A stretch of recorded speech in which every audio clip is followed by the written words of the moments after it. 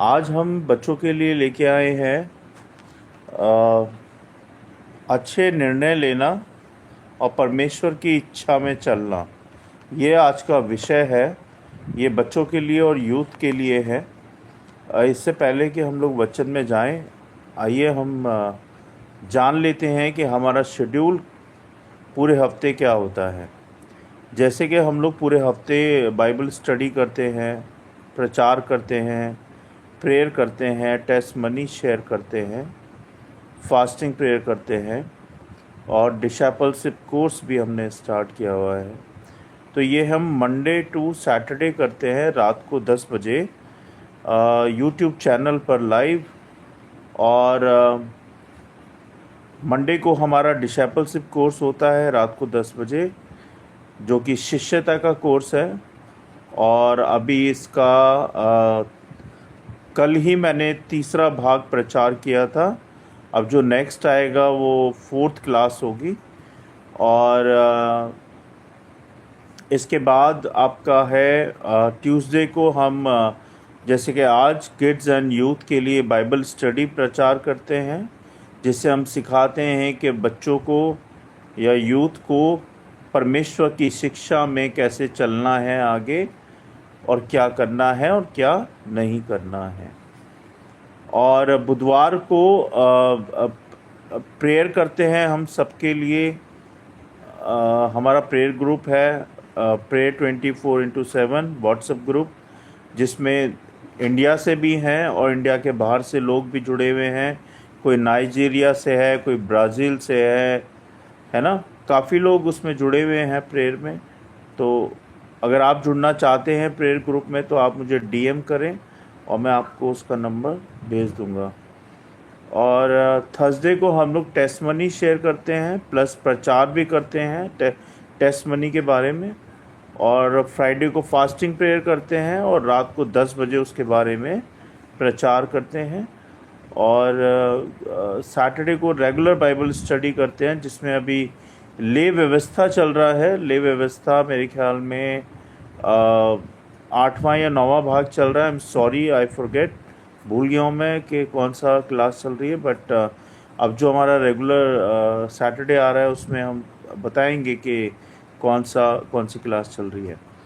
और संडे को हम लोग वर्शिप करते हैं सुबह 10 बजे यूट्यूब पे लाइव, वर्ड ऑफ गॉड, जिसके बारे में हम अलग अलग शिक्षाओं को सीखते हैं, जानते हैं कि परमेश्वर ने क्या क्या कार्य हमारे जीवन में किए हैं और हमें परमेश्वर के साथ किस तरह से चलना है।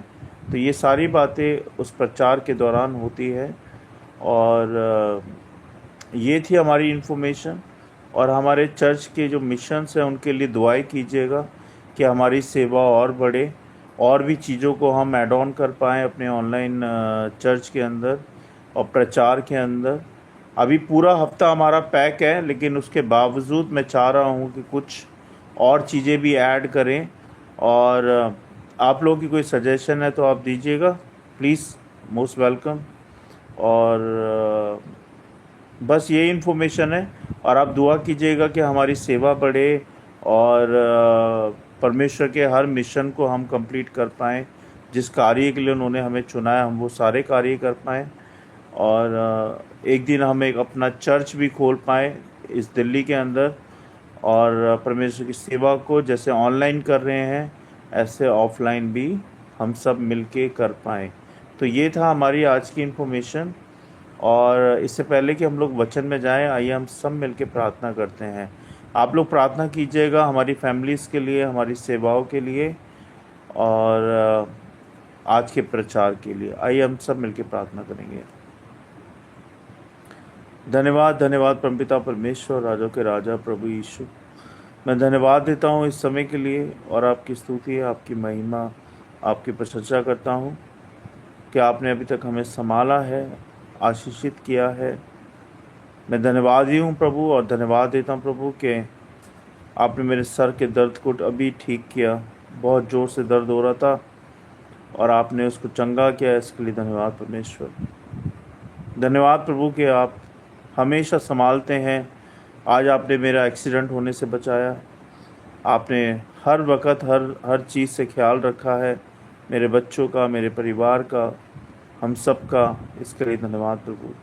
धन्यवाद सारी आशीषों के लिए, अभी तक संभालने के लिए, हर चीज़ के लिए, हमारे स्वास्थ्य के लिए, हमें हमें हमें हर पल हमारा ध्यान रखने के लिए बहुत बहुत धन्यवाद प्रभु जी। विनती प्रार्थना करते हैं प्रभु आज के प्रचार के लिए कि मेरे मुंह के शब्द आपको ग्रहण योग्य हो, मुझे भी बुद्धि समझ ज्ञान दे कि मैं वही बोलूं जो आप मुझसे बुलवाना चाहते हैं। प्रचार के दौरान मैं कोई भी बात ऐड ऑन ना करूं, कोई भी बात मैं लेस ना करूं, जो आपके वचन में लिखा है वही बोलूं।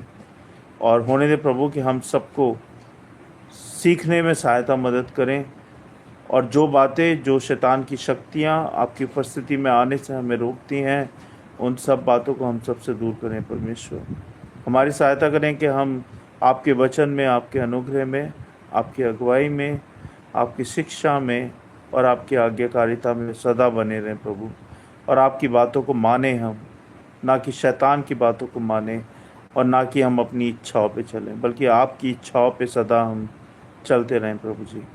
हमारी सहायता करें कि हम तेरे वचन को, तेरे बातों की भेदों को समझ पाएँ, सुन पाएँ और अपने जीवन में लागू कर पाएँ। इस वचन की रखवाली करें प्रभु, इस वीडियो सभा की रखवाली करें, और हम सब के फोकस को, मन को भटकने से बचाएं और अपने वचन की ओर लगाएं। सहायता करें। जो बच्चे मुझे देख रहे हैं, सुन रहे हैं प्रभु, उनको भी उनका भी फोकस इस वचन पे लगाएं, जिससे कि वो सुन पाएं ध्यान से और समझ पाएं। प्रभु यीशु नासरी के नाम से आमीन।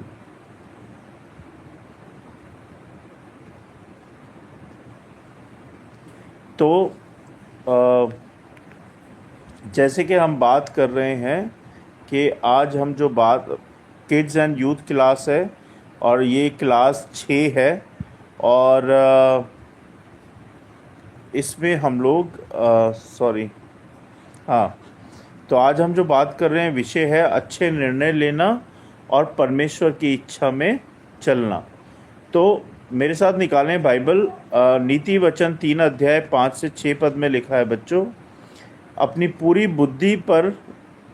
पूरी बुद्धि का भरोसा ना रखना, वरन संपूर्ण मन से यहोवा पर भरोसा करना, यानी कि प्रभु परमेश्वर पर भरोसा करना। कई लोग यहोवा को नहीं समझते हैं। यहोवा का मतलब होता है यीशु मसीह, पिता परमेश्वर, परमेश्वर, है ना। तो अपनी पूरी बुद्धि का पर भरोसा ना रखना, वरन संपूर्ण मन से यहोवा पर भरोसा रखना, उसी को याद रखना, तब वह तेरे मार्ग को सीधा करेगा। अपनी समझ पर नहीं, पर प्रभु पर भरोसा रखो। नीति वचन 3 अध्याय 5 पद भी यही कहता है। अक्सर हम सोचते हैं बच्चों कि हमें सब पता है, और ये बच्चे ही नहीं सोचते, बड़े भी ऐसा ही सोचते हैं कि हमें सब पता है। कौन सा रास्ता सही है और कौन सी दोस्ती अच्छी है, क्या करना है और क्या नहीं करना चाहिए, ये हमें बाइबल सिखाती है। और बाइबल कहती है अपनी पूरी बुद्धि का भरोसा ना रखना, वरन परमेश्वर पर भरोसा रखना। परमेश्वर तुझे सीधा मार्ग दिखाएगा और तुझे बुद्धि और समझ देगा। अब परमेश्वर ने ऐसा क्यों बोला कि तू अपनी बुद्धि पर समझ मत रखना? क्यों? क्वेश्चन मार्क है ना। यूं क्यों बोल रहे हैं कि तू अपनी बुद्धि पे समझ मत रखना? इसका मतलब ये होता है क्योंकि हमारी समझ जो है सीमित है। मतलब जैसे कि एक होता है प्रीपेड कनेक्शन, एक होता है पोस्टपेड कनेक्शन। पोस्टपेड में अनलिमिटेड आप डेटा यूज़ कर सकते हो, बट आप जब प्रीपेड ले लेते हो तो आपको उसमें भी अनलिमिटेड मिलता है, बट एक दायरे के अंदर मिलता है। जैसे कि आपको पर डे में 1.5 GB ही यूज़ करना है ना। बट पोस्टपेड में ऐसा नहीं होता। पोस्टपेड में आप 1.5 GB करो, 2 GB करो, 3 GB करो, आपका बिल आ जाएगा। तो परमेश्वर यहाँ पे क्या बोलते हैं, हमारी समझ जो है सीमित है, पर परमेश्वर की बुद्धि अनलिमिटेड है, अनंत है ना। उदाहरण के तौर पर एक बच्चा अपने पापा के साथ सड़क पार कर रहा था। पापा ने कहा, मेरा हाथ पकड़ लो बेटा। बच्चा बोला, पापा आप मेरा हाथ पकड़ो, मैं आपका हाथ नहीं पकड़ूंगा, आप मेरा हाथ पकड़ो। उसका पिता मुस्कुराया और बोला, अगर तू मेरा हाथ पकड़ेगा तो तू छोड़ सकता है ना, लेकिन मैं तेरा हाथ पकड़ूंगा तो मैं तेरा हाथ नहीं छोड़ूंगा, है ना। पर अगर मैं तेरा हाथ पकड़ूंगा तो मैं पकड़ लूंगा, तो तू कभी नहीं गिरेगा। इसका मतलब समझते हैं आप? इसका मतलब ये हुआ, उसी तरह जब हम अपने निर्णय परमेश्वर को सौंपते हैं तो वह हमें गिरने नहीं देता, लेकिन अपने निर्णय जब हम खुद लेते हैं, परमेश्वर को नहीं सौंपते हैं, तो हम गिर जाते हैं और कई बार गिरते हैं, है ना। तो इसीलिए अपने निर्णय हमेशा परमेश्वर को सौंपें। वो कभी आपको गिरने नहीं देगा, कभी आपको चोट लगने नहीं देगा।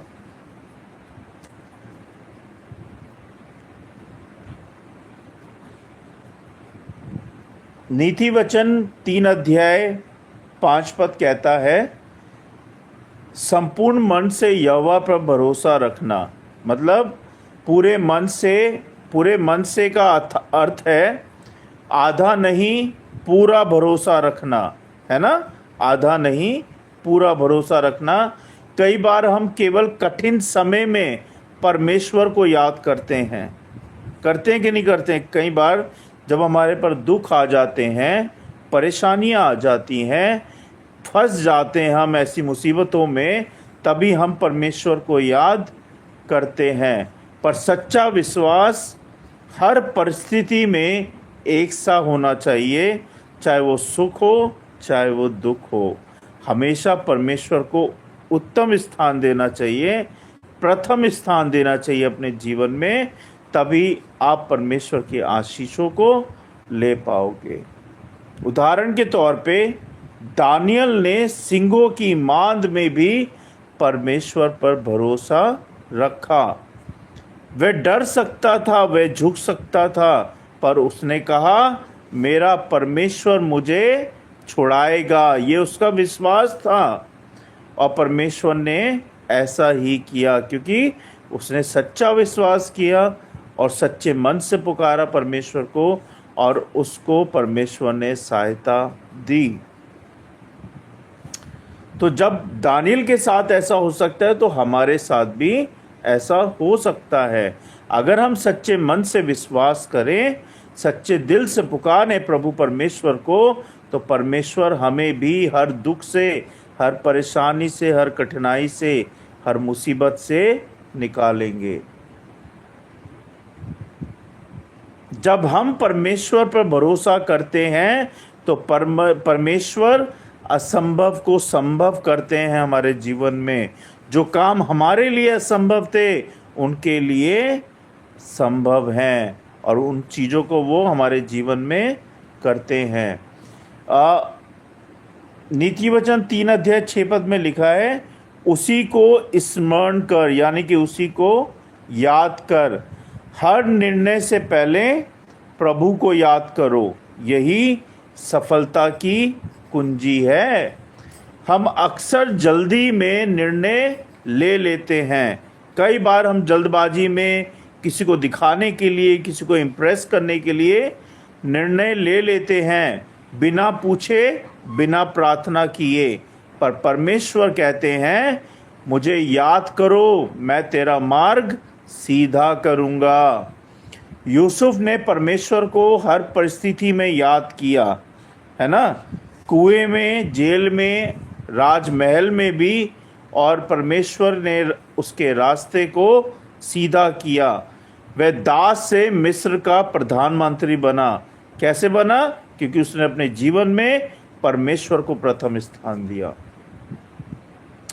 जब तुम अपने रास्तों में प्रभु को याद करते हो बच्चों, तो वह तुम्हें वहाँ ले जाता है जहाँ तुमने सोचा भी नहीं होगा, जहाँ तुम खुद कभी नहीं पहुँच सकते, जहाँ के तुम सपने देखते हो, वहाँ परमेश्वर आपको लेके जाता है। नीति वचन 3 अध्याय 6 पद कहता है, वह तेरे मार्ग को सीधा करेगा। परमेश्वर वादा करता है कि अगर हम उस पर सच्चे मन से भरोसा करें तो वह हमारे रास्ते से हर अवरोध को, यानी कि हर पत्थर को, हर परेशानी को, जो भी हमारे रास्तों में अड़चनें आती हैं सक्सेस पाने के लिए जीवन के अंदर, वो सारी अड़चनों को, सारे पत्थरों को, सारी परेशानियों को हटा देगा। लेकिन उसके लिए आपको सच्चे दिल से प्रभु पे विश्वास करना पड़ेगा। कभी कभी हमें लगता है कि सब उल्टा चल रहा है ना, जीवन में सब कुछ उल्टा चल रहा है, कुछ भी ठीक नहीं हो रहा है, और हम इतना कुछ ट्राई कर रहे हैं बट फिर भी सब कुछ उल्टा चल रहा है। पर परमेश्वर हमारे पीछे काम कर रहा होता है, हमारे लिए काम कर रहा होता है, हमारे लिए मार्ग बना रहा होता है, जो कि हमें बाद में पता चलते हैं, अभी नहीं।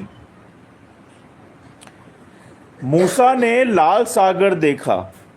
आपने एक कहानी पढ़ी होगी बाइबल में, मूसा ने लाल सागर देखा, कोई रास्ता नहीं था, पर जब उसने प्रभु पर विश्वास किया, समुद्र को 2 भाग में बांट दिया। जहाँ इंसान कहता है यहाँ रास्ता नहीं है, वहाँ परमेश्वर कहता है यहीं से मेरा रास्ता शुरू होता है। निर्णय में परमेश्वर की भूमिका हमेशा हमेशा, अगर आप अपने निर्णयों में परमेश्वर से पूछोगे प्रार्थना के द्वारा, तो परमेश्वर हमेशा आपको अच्छा निर्णय लेने का रास्ता दिखाएंगे। हमारी सोच परमेश्वर की योजना, यानी कि मुझे सब पता है, मैं तुझे नई दिशा दिखाऊंगा। जब आप ऐसे बोलते हो ना मुझे सब पता है, तो आप भटक गए हो। इसका मतलब आप बिल्कुल भटक गए हो, ट्रैक से अनट्रैक हो गए हो। तो कभी ऐसे बोलो मुझे सब पता है, यूं बोलोगे प्रभु मुझे कुछ नहीं पता और मुझे रास्ता दिखा। मैं सारे निर्णय, सारी प्रार्थनाएं, सारी मुसीबतें, सारी परेशानियां आपको सौंपता हूँ। आप मेरी सहायता करें, आप मेरे निर्णय लेने में मदद करें। और जब आप ऐसा करेंगे तो आपको परमेश्वर रास्ता, मार्गदर्शन दिखाएंगे। जब आप कहते हो मुझे डर लग रहा है, मत डर, मैं तेरे साथ हूँ। ये परमेश्वर कहते हैं कि मत डर, मैं तेरे साथ हूँ। फिर आप कहते हैं सब खत्म हो गया, अब मुझसे कुछ नहीं हो रहा, दुनिया मुझसे अलग हो गई है, मैं अकेला हो गया हूँ, मैं कमा नहीं पा रहा, खा नहीं पा रहा, पहन नहीं पा रहा, रह नहीं पा रहा, मैं अपने बच्चों का पालन पोषण नहीं कर पा रहा, दुनिया मेरी इज्जत नहीं करती, मैं सबसे अलग हो गया हूँ। उस वक़्त परमेश्वर कहते हैं मैं तेरे साथ हूँ, अब मैं कुछ नया करने जा रहा हूँ तेरे जीवन में, तू बस मुझ पे विश्वास कर, विश्वास कर। परमेश्वर हमारे निर्णयों में तभी शामिल होते हैं जब हम उसे शामिल करते हैं सच्चे मन से।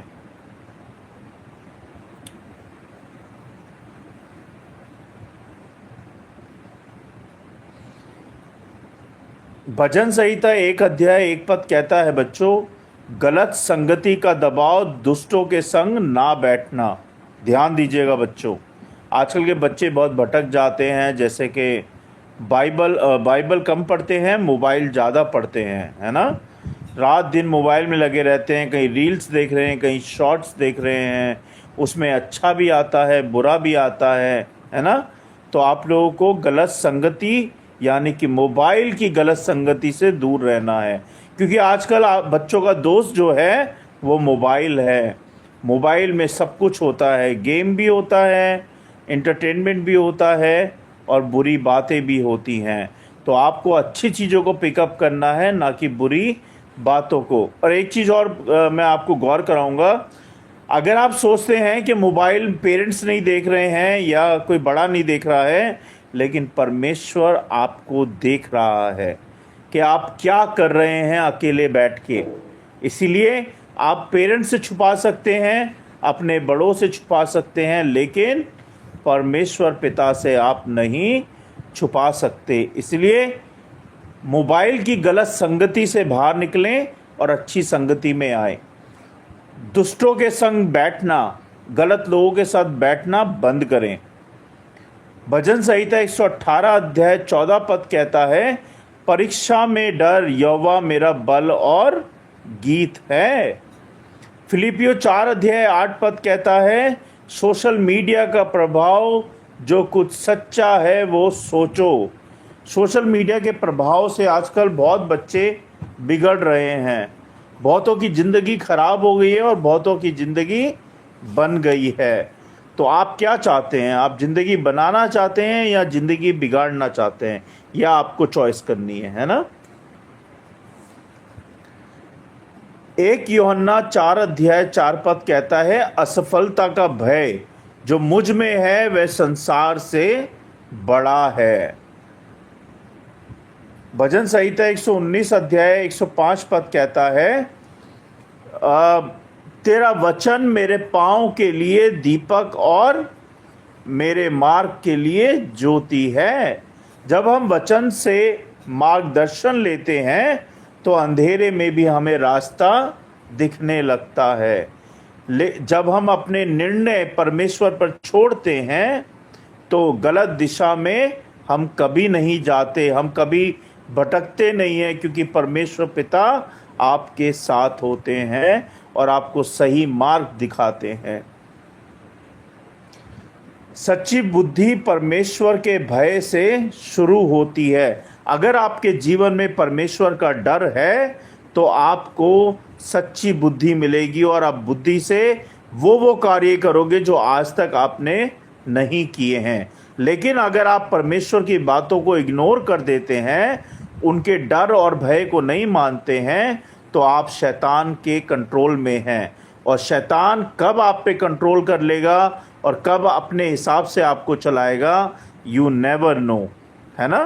तो अगर आपको शैतान से बचना है, बुरी बातों से बचना है, पाप से बचना है, तो रोज़ाना आपको बाइबल पढ़नी है, वचन पढ़ना है, प्रार्थना करनी है, अकेले में भी और अपने परिवार के साथ भी। तभी आप शैतान से लड़ पाओगे आत्मिक रीति से। वरना शैतान तो चाहता है कि हम और आप हमेशा परमेश्वर से दूर हो जाएं, लेकिन परमेश्वर का वचन है, परमेश्वर की आशीषें हैं जो हम सबको शैतान से बचाकर रखता है। अब बच्चों, मैं आपको होमवर्क बताऊंगा जो कि स्पिरिचुअल प्रैक्टिस है, जो कि आपको करनी चाहिए। हर दिन निर्णय लेने से पहले 1 मिनट प्रार्थना करो, है ना। 1 मिनट या 2 मिनट प्रार्थना करो और हफ्ते में एक बार अपने निर्णय को सोचो, समझो कि आपने जो निर्णय लिए थे और जो आपने प्रार्थना में निर्णय रखे, उसका निर्णय लेने में परमेश्वर ने आपका कितना परमेश्वर ने आपको कैसे मार्ग दिखाया, उसके बारे में सोचो, उसको लिखो एक पेपर के ऊपर, है ना।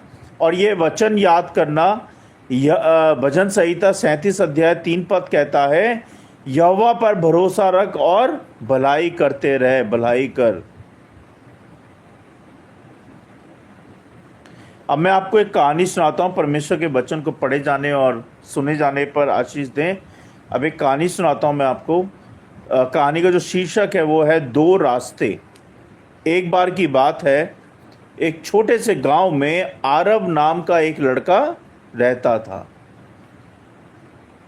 वह बहुत होशियार था और समझदार था, लेकिन हर बात अपने मन से करता था, अपनी इच्छाओं से करता था। एक दिन आरब को एक सपना आया। वह जंगल के बीच में 2 रास्तों पर खड़ा था। एक रास्ता चौड़ा और आसान था, हर कोई उसी पर जा रहा था, और दूसरा रास्ता संकरा और ऊबड़ खाबड़ था। मुश्किल लग रहा था कि हम इस रास्ते से कैसे जाएंगे, पर दूर से उजाला दिख रहा था। वह सोच में पड़ गया, सब लोग आसान रास्ते पर जा रहे हैं, मैं क्यों ना कठिन रास्ता चुनूं। मैं क्यों कठिन रास्ता चुनूं? जब सब आसान रास्ते से जा रहे हैं तो मैं क्यों कठिन रास्ता चुनूं? तभी एक धीमी सी आवाज उसके मन में आई, आरव, अपने मन की नहीं परमेश्वर की सुनो। जो रास्ता कठिन है वह सच्चे जीवन की ओर लेके जाता है। वह रुका, प्रार्थना की और बोला, प्रभु मुझे सही निर्णय लेने में मदद कर। और फिर उसने कठिन रास्ता चुना। चलते चलते उसे कई रुकावटें मिली, कांटे, पत्थर, बारिश, अकेलापन।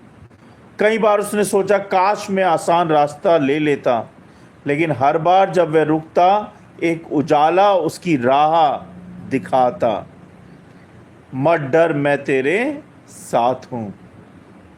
जब वह आखिर में उस रास्ते के अंत तक पहुंचा तो सामने उसने एक सुंदर बगीचा था, वो देखा। वहां पे उसे शांति, खुशी और आनंद से भरा हुआ माहौल मिला। उसी क्षण वो समझ गया कि सही निर्णय हमेशा आसान नहीं होता, वे हमेशा आशीष तक पहुंचता है। इसकी जो सीख है कहानी की वो ये है प्रियो, कि जो रास्ता सब चुनते हैं वो हमेशा सही नहीं होता। सच्चा निर्णय वे है जो परमेश्वर की इच्छा के अनुसार होता है। अगर हम हर कदम से पहले प्रार्थना कर लें तो परमेश्वर हमें गिरने नहीं देता। अपनी बुद्धि का भरोसा ना रखना, वरन संपूर्ण मन से यहोवा पर भरोसा रखना। नीति वचन 3 अध्याय 5 पद कहता है। अब मैं आपको एक कविता सुनाऊंगा और फिर हम एंड करेंगे। कविता का जो शीर्षक है वो ये है, सही राह चुनो। मुझे कविता को रिदम में बोलना नहीं आता, लेकिन मैं कोशिश करता हूं कि मैं उस रिदम को पकड़े रहूं कविता बोलते टाइम, मुझे माफ़ कीजिएगा। तो शीर्षक ये है, सही राह चुनो। रास्ते दो मेरे आगे खड़े थे, एक आसान और एक कठिन पड़े थे। लोग सभी उस राह पे जा रहे थे जहां भीड़ और शोर सुनाई दे रहे थे, पर प्रभु की आवाज़ आई धीमी से, मत जा उस राह पर जो जल्दी दे खुशी से। कठिन राह पर मेरा साथ रहेगा, वही सच्चा जीवन मिलेगा। मन में द्वंद, आंखों में आंसू, फिर मैंने कहा, प्रभु मैं तेरा अनुयायी हूँ। कांटे चुभे, पांव भी छिल गए, पर तेरे शब्दों से दिल खिल गए। जब पहुंचा उस उजियारे की छोर पर, शांति मिली तेरे ही दौर पर। समझ गया अब सच्चा सबक क्या है, तेरी इच्छा में ही जीवन का रसक है। मतलब इसका मतलब ये होता है प्रियो, तेरा वचन मेरे पाँव के लिए दीपक है और मेरे मार्ग के लिए ज्योति है। इस पोयम की जो सीख है वो ये है, सही निर्णय हमेशा आसान नहीं होता, वही परमेश्वर के दिल को भाता है। अपने मन पर नहीं, प्रभु के वचन पर भरोसा रखो। जो उसकी इच्छा में चलता है वही सच्ची आशीषें और रास्ता पाता है और उस रास्ते पे चल पाता है। तो ये था आज का वचन, आज की कहानी और आज की पोयम। उम्मीद करता हूँ कि आप सब ने सीखा होगा। मैंने बहुत सीखा है। आप सबको परमेश्वर बहुत ब्लेसिंग करे, आपके ऊपर अनुग्रह बना रहे, आपके बच्चों पे बना रहे, आपके परिवार पे बना रहे। आइए हम सब मिलकर प्रार्थना करेंगे। धन्यवाद पिता परमेश्वर, राजाओं के राजा प्रभु यीशु, हम धन्यवाद देते हैं। हम धन्यवाद देते हैं प्रभु कि हम हमेशा गलती करते हैं प्रभु। हम हमेशा वो सब बातें करते हैं जो आपकी निगाहों में, आपकी पवित्रता में ठीक नहीं है प्रभु जी। लेकिन फिर भी आप हमें माफ़ करते हैं, फिर भी आप हमें क्षमा करते हैं, क्योंकि आप पिता हैं। आप हमसे प्रेम करते हैं पिता परमेश्वर। आप मेरे पापों के लिए और हम सब के पापों के लिए मारे गए, गाड़े गए और तीसरे दिन जीवित हो गए। आप सच्चे खुदा हैं, आप सच्चे पिता हैं। आप जैसा न था, न है, न कोई होगा प्रभु जी। आप ही हमारे मालिक हैं, आप ही हमारे प्रभु हैं। आप ही हमारी रोटी हैं और आप ही हमारा आनंद है।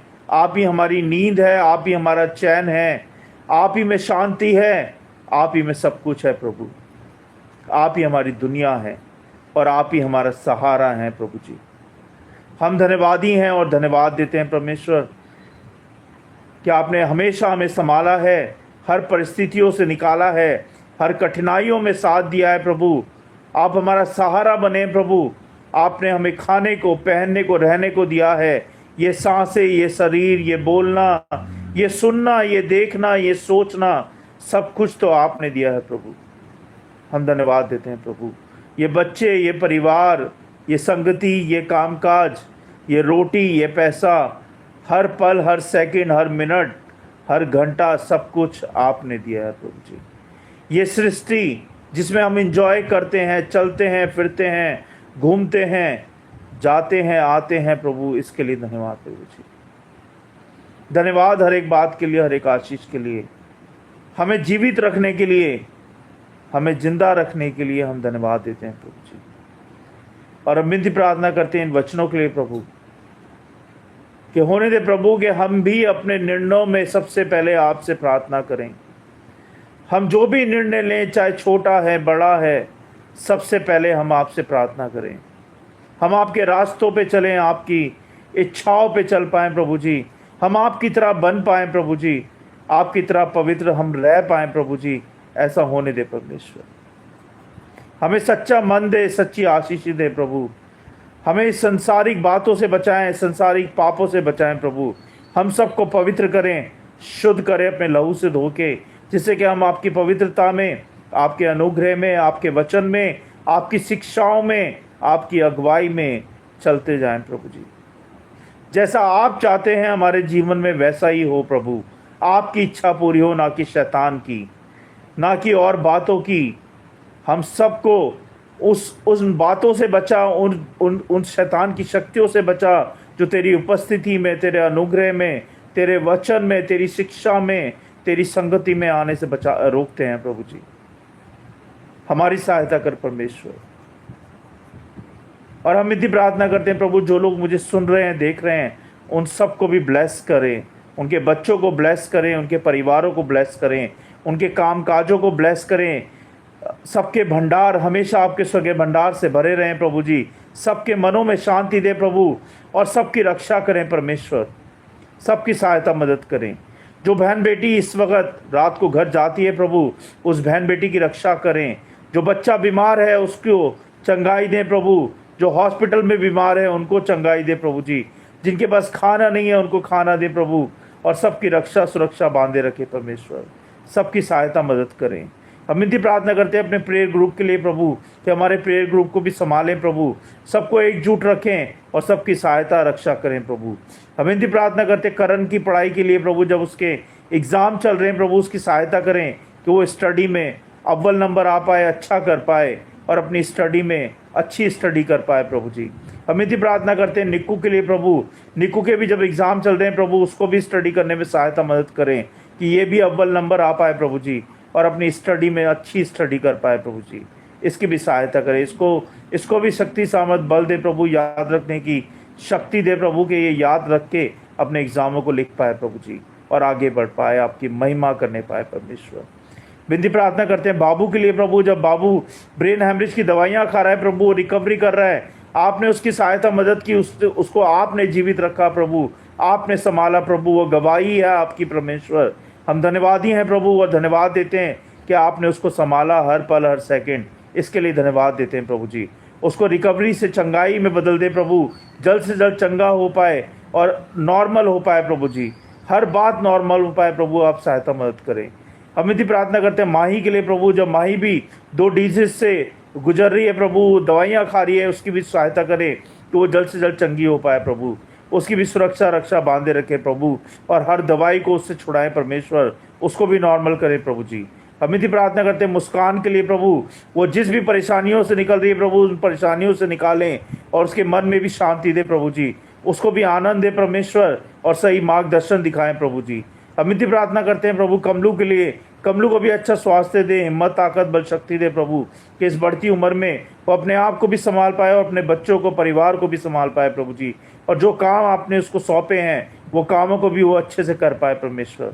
हम यदि प्रार्थना करते हैं प्रभु हर एक बहन भाई के लिए कि सबकी रक्षा सुरक्षा बांधे रखे, इस संसार की रक्षा सुरक्षा बांधे रखे, जो लोग हमारे लिए लड़ते हैं बॉर्डर पे प्रभु, उनकी भी रक्षा करें, उनके परिवारों की रक्षा करें, उनकी बहन बेटियों की रक्षा करें प्रभु जी।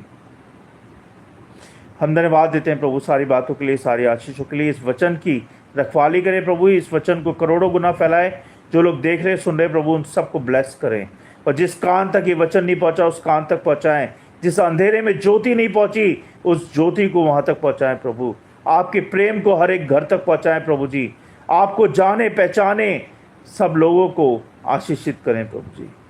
धन्यवाद प्रभु एक बार फिर से आपकी कृपा दया करुणा और प्रेम के लिए, मेरे चैनल्स के लिए, मेरे इंस्टाग्राम के पेजेस के लिए, इस सेवा के लिए, वीडियो सभा के लिए हम धन्यवादी हैं प्रभु, और धन्यवाद देते हैं।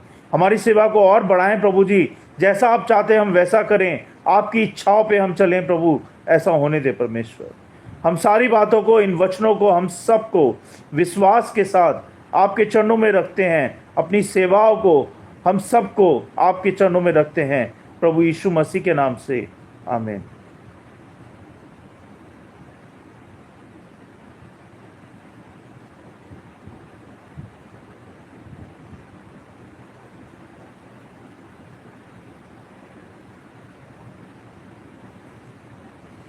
आप सबको जय मसीह की।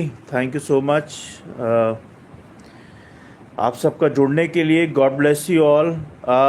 मैं भाई वत्स का धन्यवाद दूंगा, भाई जुड़े हुए हैं, hi brother. And brother Dinesh का मैं धन्यवाद दूंगा, जय मसीह की ब्रदर, थैंक यू आप जुड़े हैं हमारे साथ। और मैं अंजू पाल का धन्यवाद दूंगा, सिस्टर थैंक यू, आप हमारे साथ जुड़े, बहुत बहुत धन्यवाद। और ब्रदर राय स्टार, मैं आपको भी धन्यवाद दूंगा brother. God bless you all, thank you so much for joining us. परमेश्वर आपको अपने अनुग्रह में, अपनी आशीषों में सदा बनाए रखे और आप सबकी सहायता करे। कल हम फिर मिलेंगे रात को 10 बजे नए प्रचार के साथ, नए वचनों के साथ। तब तक के लिए गुड नाइट। मैं पास्टर अमित चौहान आप सबसे विदा लेता हूँ। Thank you so much, good night, thank you, God bless you all.